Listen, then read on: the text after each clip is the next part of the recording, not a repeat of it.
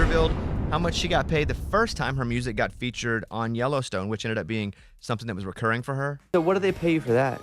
You know? $20,000. Oh my God. The Bobby Bones Show. It's Lainey Wilson's birthday today.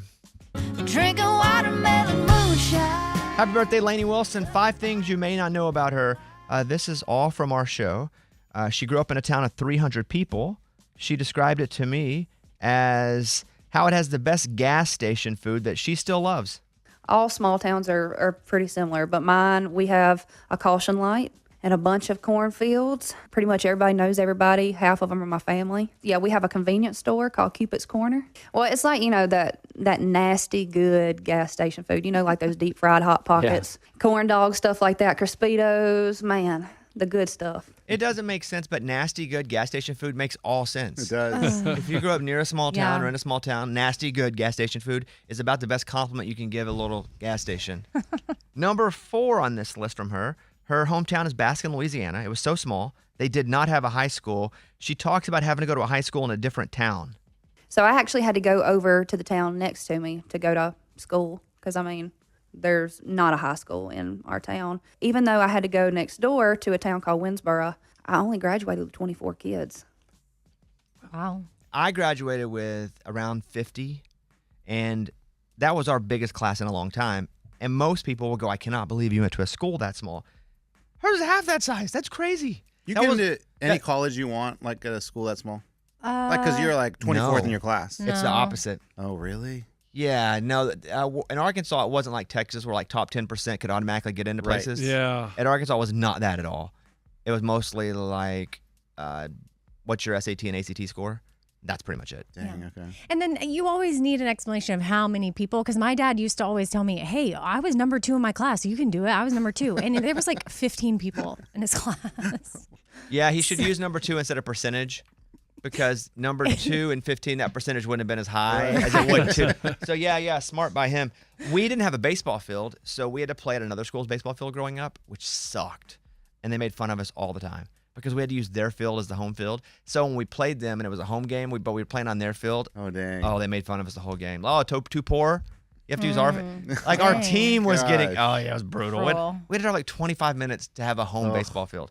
We did have a home football field, but we also had a track team, and I didn't run track except for coach made us do like district. We had to do track during district. All the football team did, and we didn't have a track, so we had to use other people's track. We just had a mud dugout around the football field, so we trained in the mud and the dirt, and then had.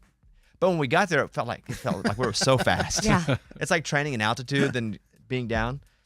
Lainey said she lived in a camper for 3 years when she moved to Nashville when she was just trying to make it as an artist. Yeah, I moved up here in a camper, hooked it up to the truck, brought it up here. I bummed water, Wi-Fi, electricity. I was going to college online when the Wi-Fi would pick up. How long did you live in that place for free? 3 years. It was kind of one of those, I was just paying my note on my trailer and gas. So I was still traveling back to Louisiana at that time, playing shows, and that's how I was making my money to eat and stay alive. As we count it down at number 2, she revealed how much she got paid the first time her music got featured on Yellowstone, which ended up being something that was recurring for her. Working overtime actually got put into Yellowstone, the show Yellowstone on Paramount. Oh, cool. So, yeah, it was the 2nd season, 1st episode. And so what do they pay you for that? $20,000. Oh, my God. I know. Using the song in a show? Yeah. Wait, how often do they play that? We're going to be trying to write it for the Yellowstone. Did they run it every episode? It's not literally, it's like $20,000, that's it, period, done.